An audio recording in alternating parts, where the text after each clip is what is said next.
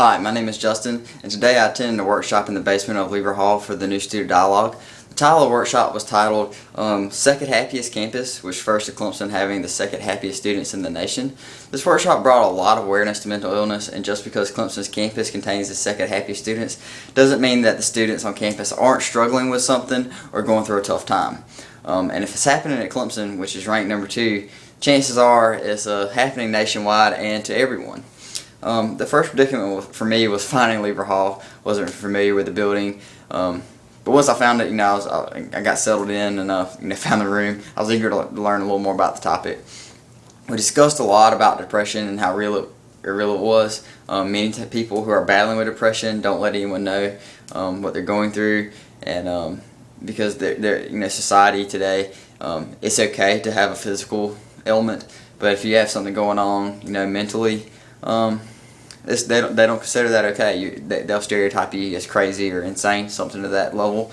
A lot of people think, oh wow, you're just sad, get over it. It's not that simple, and there's 2 different types of depression. The first type is chemical, and that's where you have a chemical imbalance in the brain, and the other situational, where it's brought on by a traumatic situation such as the death of a loved one, something of that nature. A lot of people who are depressed don't seek help because of this, and that's the first thing they need to do, is to let someone know. That way they can get proper help, because you have to go to the doctor, and you have to be analyzed, and depending on the situation, they might put you on a prescription to cope with that chemical imbalance, or they might just give you therapy, or both. It's very possible they could. One thing we talk about is be a friend. Ask someone what's going on in your life. Try to be the friend that you would want to have. Another thing we discussed was eating disorders.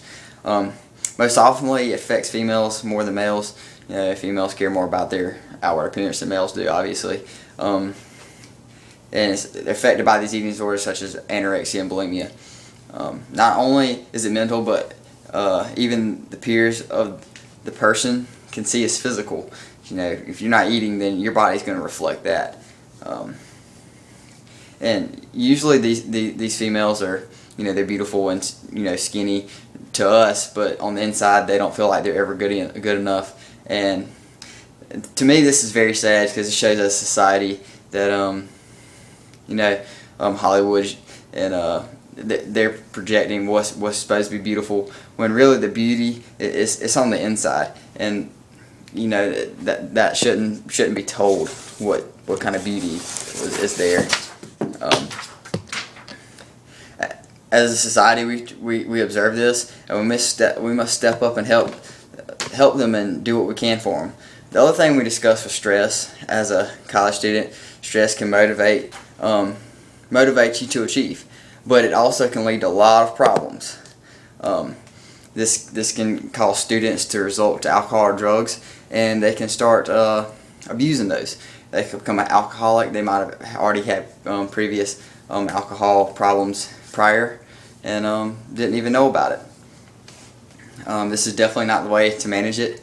You need to have close friends, say, hey, you studying, or how you coping with all these homework. Have somebody to talk to, and have a healthy combination of school and recreation to help cope with the stress. As a whole, as a group, I believe we achieved true dialogue, because we all shared our beliefs with each other with respect, and no judgment was passed in the room. We had very active voices in the room, and everyone spoke up with their opinions and values, and everyone was eager to listen. As for me, I also got to share with the group my thoughts and feelings.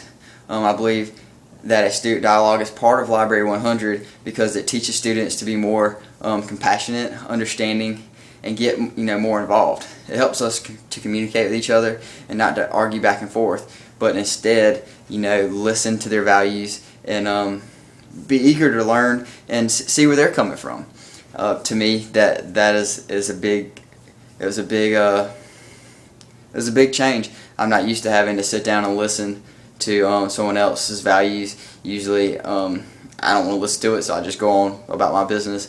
But I got to actually sit down and listen to what might affect someone else, that it doesn't affect me. And I was very glad I attended it, and I learned a lot today. And go Tigers.